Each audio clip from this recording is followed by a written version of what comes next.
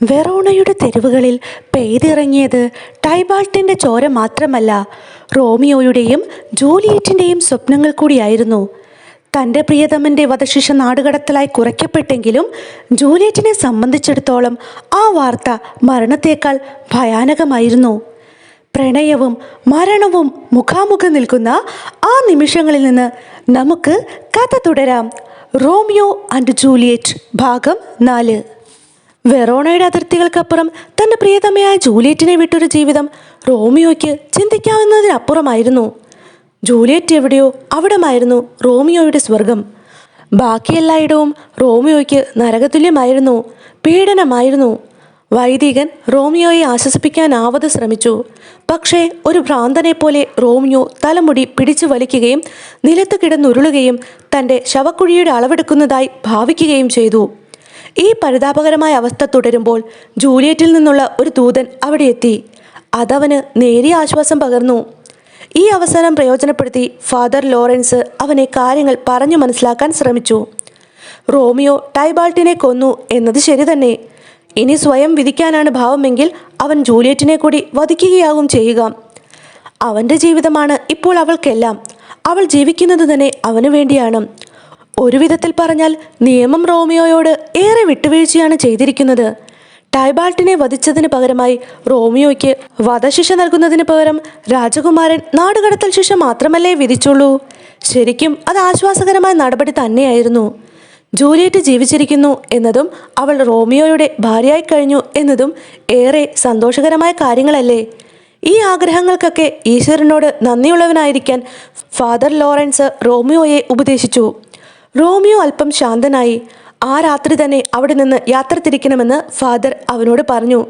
രഹസ്യമായി ജൂലിയറ്റിനെ കണ്ട് യാത്ര പറഞ്ഞതിനു ശേഷം എത്രയും വേഗം മാണ്ടുവായിലേക്ക് പുറപ്പെടാനായിരുന്നു ഫാദറിൻ്റെ നിർദ്ദേശം.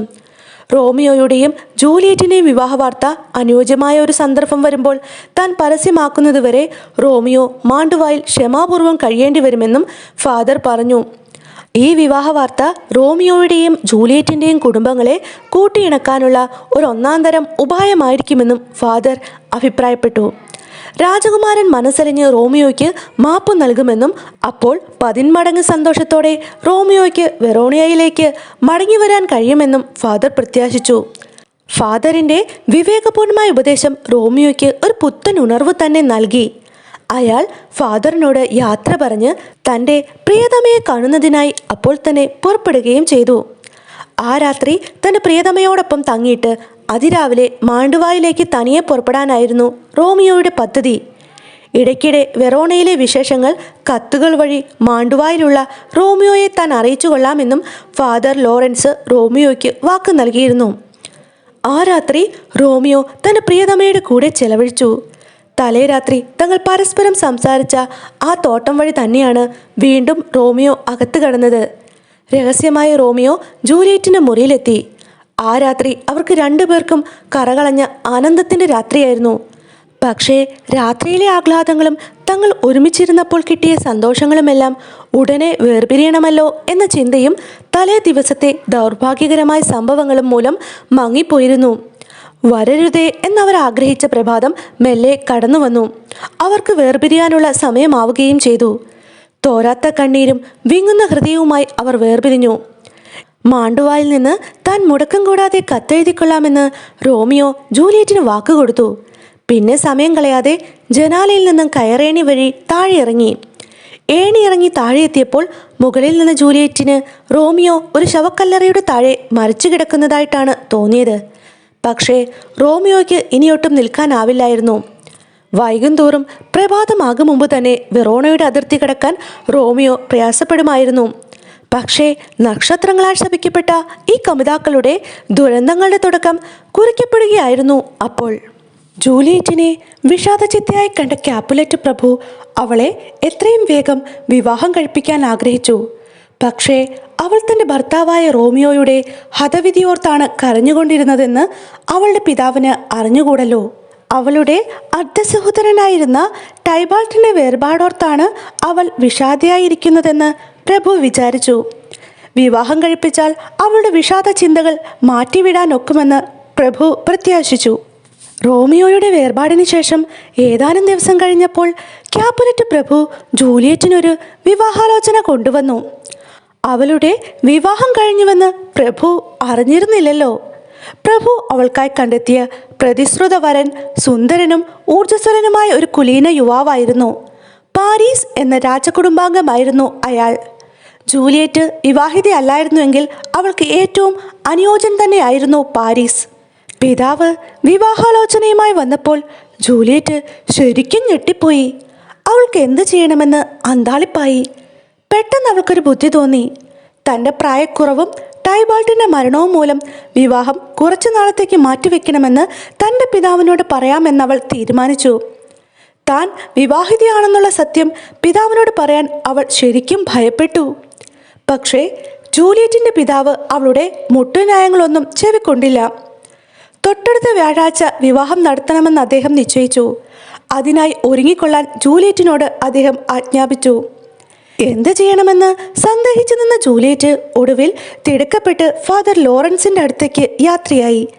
അദ്ദേഹത്തിൻ്റെ ഉപദേശം തേടാമെന്നവൾ നിശ്ചയിച്ചു. സന്നിഗ്ധ ഘട്ടങ്ങളിൽ അദ്ദേഹത്തിൻ്റെ ഉപദേശം തനിക്ക് ഗുണമേ ചെയ്യൂ എന്നവൾ വിശ്വസിച്ചു. പിതാവിൻ്റെ ഇഷ്ടത്തിന് സമ്മതിക്കുന്നതായി അഭിനയിക്കാൻ ഫാദർ അവളെ ഉപദേശിച്ചു. വീട്ടിലേക്ക് തിരിച്ചുപോയി സന്തോഷവതിയായി അഭിനയിക്കുവാനും പിതാവിൻ്റെ ഇഷ്ടമനുസരിച്ച് പാരീസിനെ വിവാഹം ചെയ്യാൻ സമ്മതമാണെന്ന് അദ്ദേഹത്തെ അറിയിക്കുവാനും ഫാദർ ജൂലിയറ്റിനോട് നിർദ്ദേശിച്ചു. ഞാൻ നിനക്ക് ഒരു മരുന്ന് തരാം. അത് കഴിച്ചാൽ 42 മണിക്കൂർ നേരത്തേക്ക് നീ മരിച്ചതുപോലെ തോന്നും. അതിനുശേഷം ഒരു സ്വപ്നത്തിൽ നിന്നെന്ന വണ്ണം നിനക്ക് ഉണരാനും കഴിയും. അത് കഴിക്കുന്ന ഉടനെ നിന്റെ ശരീരം മരവിക്കുകയും നീ ജീവനറ്റവളായി മറ്റുള്ളവർക്ക് തോന്നുകയും ചെയ്യും. മണവാളൻ നിന്നെ കൊണ്ടുപോകാനായി വരുമ്പോൾ നീ ഈ മൃതാവസ്ഥയിലായിരിക്കണം. നിന്നെ തുറന്ന ഒരു ശവപ്പെട്ടിയിൽ കുടുംബക്കല്ലറയിൽ സംസ്കരിക്കാനായി കൊണ്ടുപോകും. അങ്ങനെ നിന്നെ പള്ളിയിലേക്ക് കൊണ്ടുപോകുന്നത് നിന്റെ വിവാഹത്തിനായിരിക്കില്ല, ശവസംസ്കാരത്തിനായിട്ടായിരിക്കും. അവർ നിന്റെ ശരീരം കല്ലറയിൽ നിക്ഷേപിക്കും. നീ ഉണരുന്നതിന് മുമ്പ് റോമിയോയും ഞാനും നിന്നെ രക്ഷിക്കാനായി അവിടെ എത്തിയിരിക്കും. എന്താ, നിനക്ക് സമ്മതമാണോ? അതോ പേടിയുണ്ടോ? ഫാദർ ലോറൻസ് ജൂലിയറ്റിനോട് ചോദിച്ചു. അനുരാഗവും പാരീസിനെ വിവാഹം ചെയ്യുവാനുള്ള ഭയവും ഈ വിഷമം പിടിച്ച മാർഗം അവലംബിക്കാൻ ജൂലിയറ്റിന് ധൈര്യം നൽകി. ഞാനത് ചെയ്യുക തന്നെ ചെയ്യും. ദയവായി പേടിയെപ്പറ്റി എന്നോട് ചോദിക്കരുതേ ഫാദർ, ജൂലിയറ്റ് മറുപടി പറഞ്ഞു. മരുന്നുകുപ്പി അവൾ ഫാദറിൽ നിന്ന് വാങ്ങി. അദ്ദേഹത്തെ അക്ഷരം പ്രതി അനുസരിക്കാമെന്ന് വാക്കും നൽകി. ക്യാപുലറ്റ് പ്രഭു തൻ്റെ സുഹൃത്തുക്കളെയെല്ലാം വിവാഹത്തിന് ക്ഷണിക്കുവാനും വിവാഹസദ്യ സംബന്ധിച്ച ഏർപ്പാടുകളെല്ലാം ചെയ്യുവാനുമുള്ള തിരക്കുകളിൽ മുഴുകി. വിവാഹദിനം അടുക്കുംതോറും വീട്ടിലെ തിരക്കുകൾ കൂടി വന്നു. എല്ലാവരും രാവേറെ ചെന്നിട്ടും ഒരുക്കങ്ങളിൽ മുഴുകി. പരിമിതമായ സമയത്തിനുള്ളിൽ ഒട്ടേറെ കാര്യങ്ങൾ ചെയ്യാനുണ്ടായിരുന്നു. വെറോണ നഗരം അന്നുവരെ കണ്ടിട്ടുള്ളതിൽ വെച്ച് ഏറ്റവും ആർഭാടമായ വിവാഹമാക്കി ആ വിവാഹം മാറ്റാൻ എന്ത് ചെലവ് വേണമെങ്കിലും ചെയ്യുവാൻ പ്രഭു ഒരുക്കമായിരുന്നു. ബുധനാഴ്ച രാത്രിയിൽ ജൂലിയറ്റ് ഫാദർ നൽകിയ മരുന്ന് കഴിക്കുവാൻ എടുത്തു. റോമിയോയും താനും തമ്മിലുള്ള വിവാഹം നടത്തിത്തന്നതിൻ്റെ പാപഭാരത്തിൽ നിന്നൊഴിവാകാൻ ഫാദർ തനിക്ക് വിഷമാണോ നൽകിയതെന്ന് പോലും ജൂലിയറ്റ് ഒരു നിമിഷം സംശയിച്ചു പോയി. പക്ഷേ ഫാദറിനെ എപ്പോഴും വിശുദ്ധനായ ഒരു മനുഷ്യനായേ ആർക്കും തോന്നുകയുള്ളൂ എന്ന കാര്യം ഉടൻ ഓർക്കുകയും അദ്ദേഹത്തെ ഞൊടിയിടയിലാണെങ്കിൽ പോലും സംശയിച്ചതിൽ അവൾ തന്നെ തന്നെ കുറ്റപ്പെടുത്തുകയും ചെയ്തു. റോമിയോ വരും മുമ്പ് താൻ ഉണർന്നു പോകുമോ എന്ന പേടിയും അവൾക്കുണ്ടായിരുന്നു. മൃതശരീരങ്ങളും അവയുടെ അവശിഷ്ടങ്ങളും അടങ്ങിയ ശവക്കല്ലറയെപ്പറ്റിയുള്ള ചിന്ത തന്നെ അവളെ പേടിപ്പിച്ചു. തങ്ങളുടെ മൃതശരീരങ്ങൾ സ്ഥിതി ചെയ്യുന്നിടത്ത് മരിച്ചവരുടെ ആത്മാക്കൾ തങ്ങി നിൽക്കുന്നതിനെപ്പറ്റി താൻ കേട്ടിട്ടുള്ള നിരവധി കഥകൾ അവളുടെ ഓർമ്മയിലെത്തി. പക്ഷേ പെട്ടെന്ന് തന്നെ അവൾ റോമിയോയോടുള്ള തൻ്റെ അനുരാഗത്തെപ്പറ്റി ബോധവതിയായി. പാരീസിനെ ഒഴിവാക്കുകയും വേണം. പിന്നെ അവൾ അമാന്തിച്ചില്ല. കയ്യിലിരുന്ന മരുന്ന് അവൾ ഒറ്റ വലിക്ക് കുടിക്കുക തന്നെ ചെയ്തു.